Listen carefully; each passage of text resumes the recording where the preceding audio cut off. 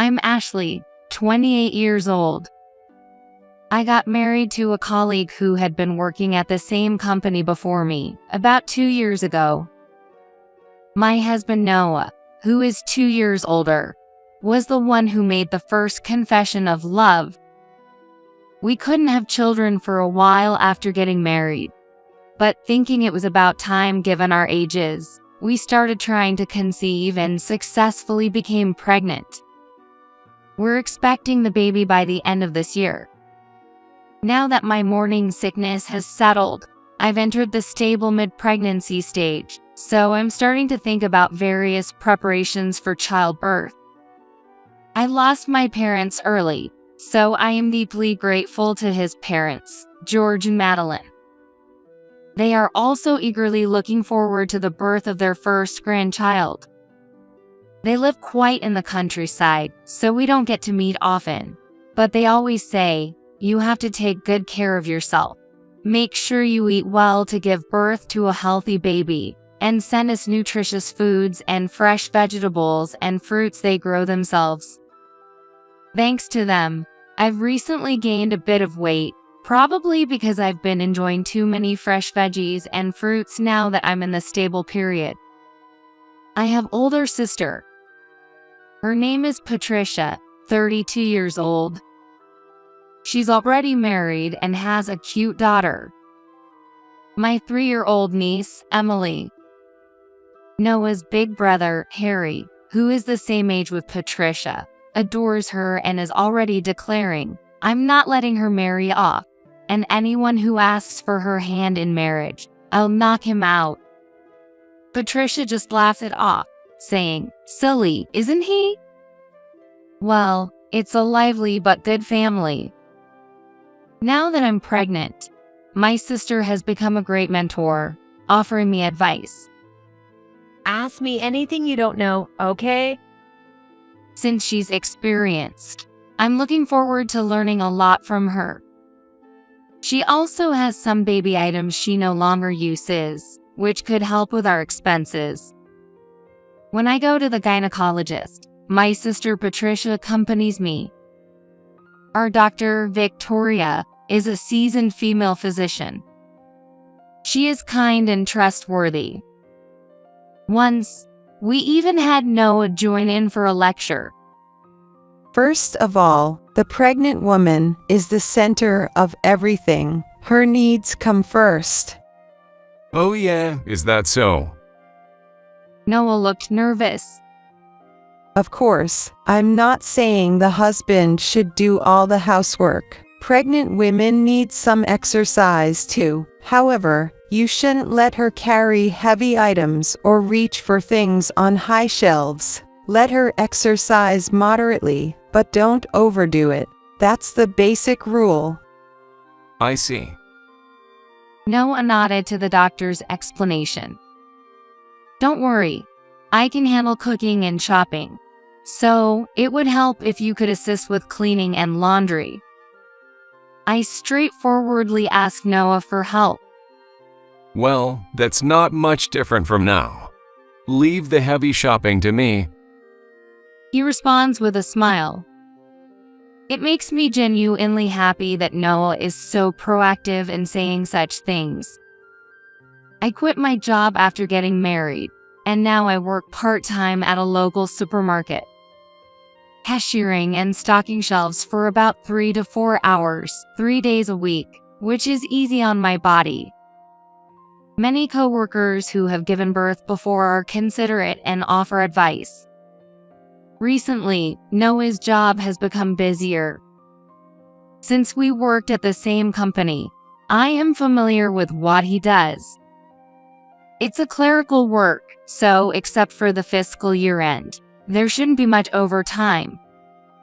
I've been busy because I started a new department. I was put in charge along with some younger colleagues, and they made me the leader. But I'm worried about him overdoing it. I have to try hard because I'm going to be a dad. Just don't overdo it. Yeah, I'm taking breaks appropriately, so I'm okay. He reassured me. Then, one day, I got a call from my cousin. Hey Ashley, I need some advice. His name is Thomas.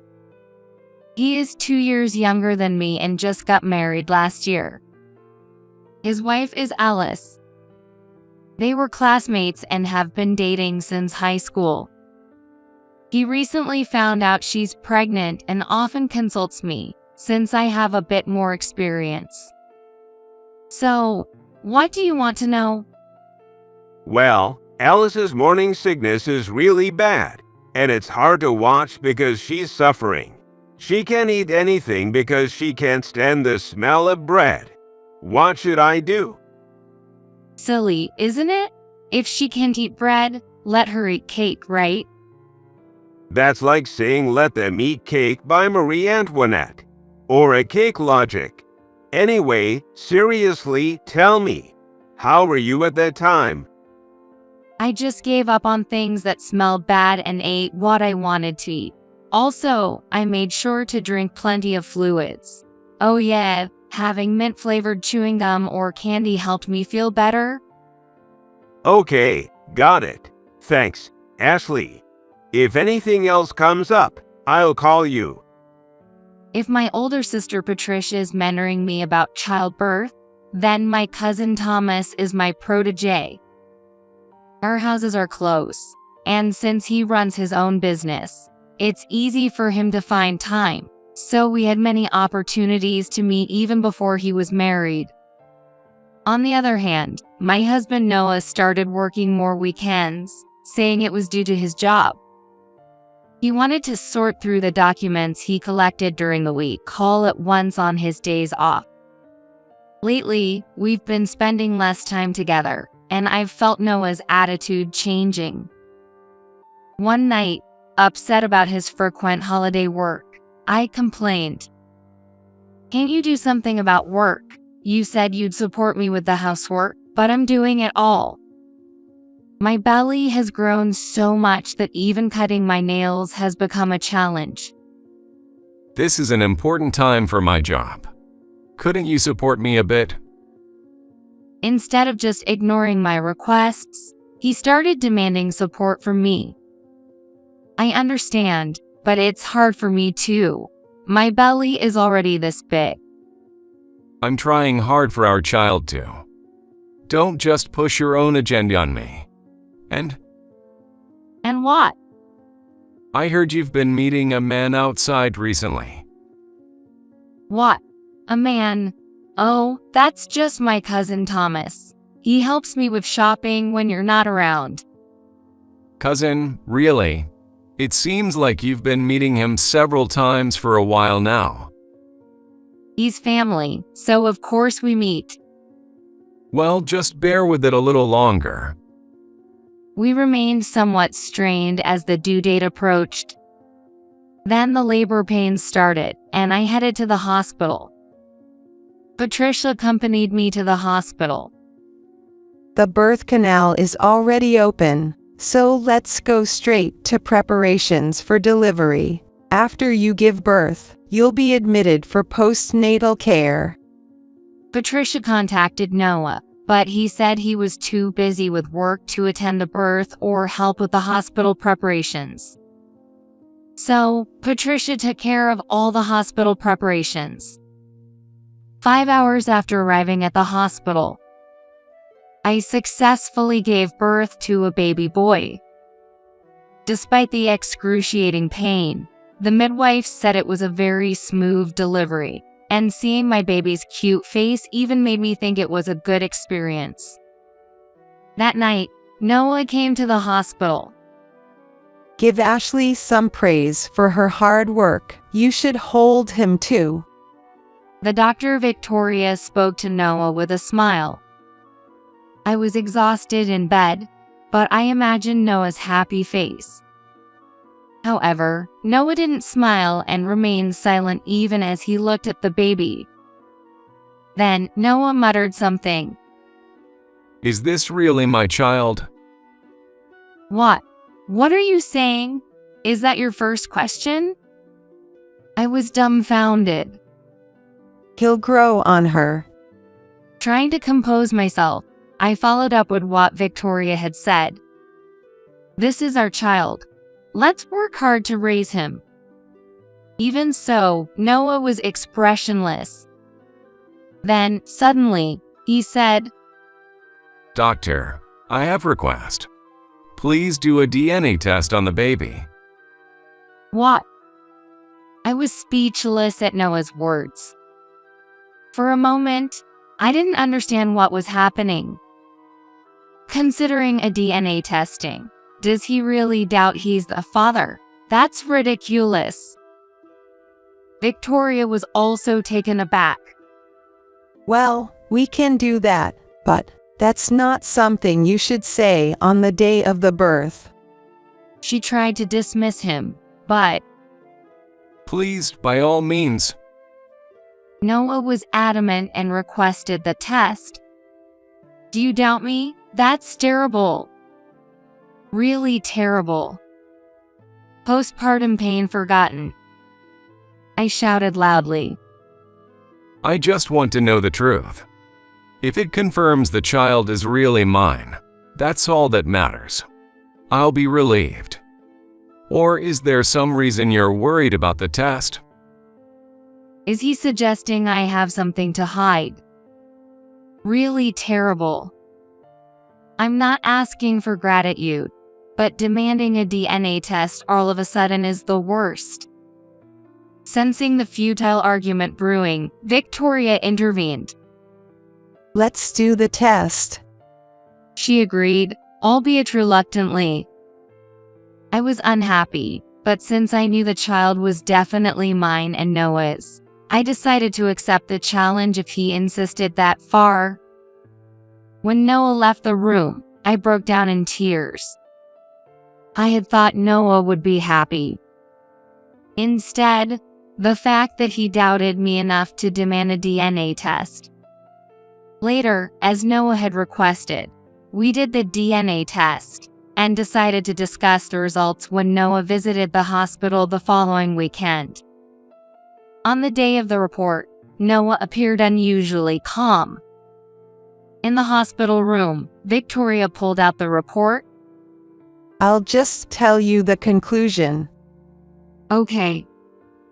The result of the test shows that the likelihood that Noah is the father of the boy is... Victoria paused to take a breath, then announced. 0%. This child is not Noah's biological son. What? I was speechless and nearly fainted. That can't be. I can't think of any reason why. Yet, how could this be? My mind went blank. Noah smirked and said, I knew it. Then he said triumphantly, You're trying to pin a child from an affair on me, aren't you? And then he pointed at me. I want a divorce. You're entirely to blame. I'm going to demand a hefty alimony, so be prepared. With those parting words, he left the hospital room. I was left utterly dumbfounded. I consulted with Patricia and Thomas. Patricia listened to my story quietly and then became indignant. Being falsely accused like this, it's no joke. We need to give him a taste of his own medicine. Yeah, I've got it all covered, so you can rest easy. Ashley, Thomas said, smirking confidently. This isn't a comforting conversation. Patricia was angry. Yeah, right. Thomas chuckled, seemingly amused. I couldn't tell if they were serious or just enjoying my misfortune. Later, I got a call from Noah.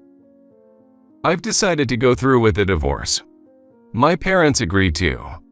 I'm the victim here, so I'll be seeking alimony. Maybe around $30,000. I'm thinking of leaving it to a lawyer. Is that okay? I informed him. Fine, but you're paying for the childbirth expenses yourself. I'm not spending a dime on someone else's kid. Have it your way. Yeah, I will do as I please. I'm a stranger now. If you can't pay the alimony, I'll take the house and land. As the victim, I have that right. Noah was adamantly aggressive. That house and land are inheritance from my deceased parents. I don't care. Anyway, I'm busy preparing for the divorce. I'll contact you again. I reported Noah's call to Patricia and then we proceeded with our next plan. I was soon to be discharged from the hospital, and my cousin Thomas came to pick me up in his car. Good job. How are you feeling? Yeah, I'm feeling much better, but I have to keep going for this little one's sake. I gazed down at the small life wrapped in a baby blanket. Right, I've got it all covered. Let's give that no of yours double, no, triple payback. We talked about this as we arrived home. My house, which I hadn't seen in a while, looked completely different. Noah had moved all his belongings out. The empty room only had the baby items I had prepared left behind. And there was a note from my husband. The note read, "I'm leaving the house. I won't come back. I'm not returning to my parents' house either, so don't bother looking for me. Only contact me if necessary." If he wasn't going back to his parents' house, I knew where he was headed. Really, he's quick with things like this. I sighed in exasperation. Shortly after, I received a call from Noah. Perfect timing. As soon as I answered, Noah yelled out, What do you think you're doing? Sending that stuff to my office. "Oh, about that.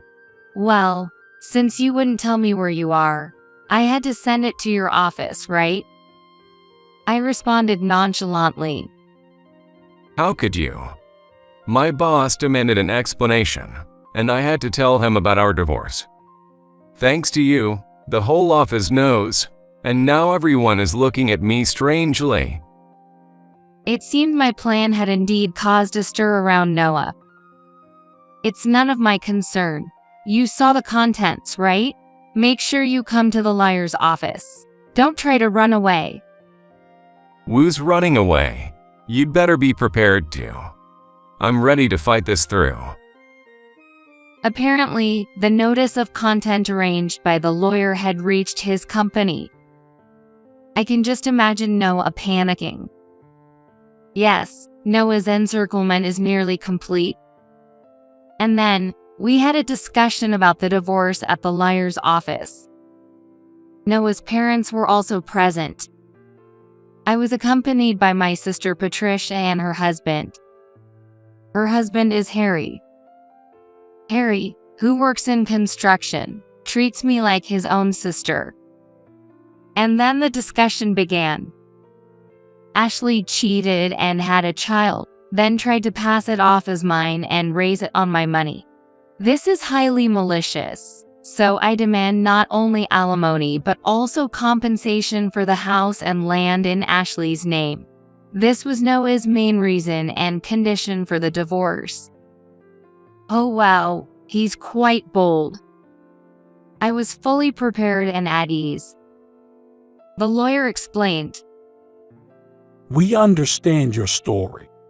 However, even if the divorce is due to infidelity, property division will occur. And don't expect all your demands to be met. If there's a disagreement between the two of you, it's my job to mediate. I will make a fair judgment based on the facts. Please understand that." If that's the case, then justice is on my side. Having an affair and giving birth to someone else's child is practically fraud. Should we call the police? Ashley, that's terrible. We were happy about having a grandchild, and to find out it's not Noah's child. Doing this makes me sad. The most pitiful one is the child who was born, right? Please make amends and at least raise the child properly. They all spoke up. No matter if a lawyer gets involved, what you did can never be forgiven. I'm entirely innocent and a victim. It's crucial how much Ashley reflects and apologizes to me. How about it? Do you feel remorse and are you ready to apologize? Noah seemed entirely convinced of his victory. Now's the time. No. The one who needs to reflect and apologize is you, Noah. What did you say? Taken aback by my unexpected counterattack, Noah stood up suddenly. I continued calmly. Just give it up. I know everything. What are you saying? I know who your affair partner is. I'll demand alimony from him too. I decided it was time to present my trump card. Actually, I've invited someone here. Who is it? One of your accomplices? Noah shouted, fully ready for battle. I said in a teasing tone, "You're not too bright, are you? I'm the victim here, so it's the witness." A witness? Thank you for waiting. Please, come in. As I spoke, two people entered through the door. Noah's mouth hung open in shock. You are. And you are. Yes, it's Victoria, the gynecologist, and my cousin Thomas. Hello. Victoria greeted. Nice to meet you. I'm Ashley's cousin, Thomas. Thomas introduced himself. This guy is Ashley's affair partner. You're cousins, and you had a child together. Please don't say such rude things. I live nearby, and I was just consulting because my wife Alice is pregnant. I've always seen Ashley like a friend, never as a woman. Hey, that's a bit rude, isn't it, Thomas? I'll have to scold you later. I'd like to say my piece soon. Victoria interjected with a wry smile. Sorry, Victoria, please go ahead. I urged her to explain. Thank you. So, to put it simply, the baby is undoubtedly Noah's and Ashley's child, according to the DNA test results. What? Noah exclaimed in shock. But at that time, you said it wasn't my child. You bribed the lab technician to falsify the results. When my husband, who is the hospital's chairman, confronted the technician, he broke down crying and confessed everything. We even recorded that confession. I might confess too if confronted by her husband. Damn it. Noah bit his lip. Patricia thought the test results were suspicious and brought your hair to request another test. Normally, we don't do that, but I got convinced after talking to her, Ashley's sister, and the retest confirmed the baby is indeed both of yours. And the technician who colluded with you has been fired. It's a matter of our hospital's credibility. George was shocked by this. Noah, why would you do such a thing? George stood up and confronted Noah. That's, Instead of Noah, Patricia answered for him. That's because Noah was the one having an affair? What? His parents gasped and were speechless. When we went shopping in the city, Patricia saw Noah walking with an unknown woman. It was Saturday, and when she checked with Ashley, she said Noah was supposed to be working that day. So it seemed suspicious, and she asked Thomas to look into it. Turn 2, Thomas said proudly. Yeah, actually, I used to work part-time at a detective agency during my student days, so I'm good at investigations. He began bragging. And then we found plenty of evidence of the affair. Here's a recording of that time. With that, Patricia played the voice recorder. It captured Noah and another woman's voices. We'll get her DNA test and fake it as someone else's child. That way, it'll serve as evidence of the affair. There's a suitable guy. He's supposedly a cousin, but we have photos and can frame it as an affair. If it works out, I can push all the blame onto Ashley and get a divorce. I'll get alimony, and since she had a child, I can claim the house and land too. I'm the tragic hero. There's no problem with you and me being together. How's that? I'm a genius, right? More like a villain than a genius, you know. You're like a bad guy from a drama, aren't you? Their laughter followed on the recording. Stopping the recorder, Thomas added, Your partner is a younger colleague from your own team at work. Noah's face turned pale. With such compelling evidence presented, there was no room for him to argue. Well, now that the facts are clear, it's my turn. The lawyer said with a smirk. Then, pulling various documents from an envelope, he began to explain.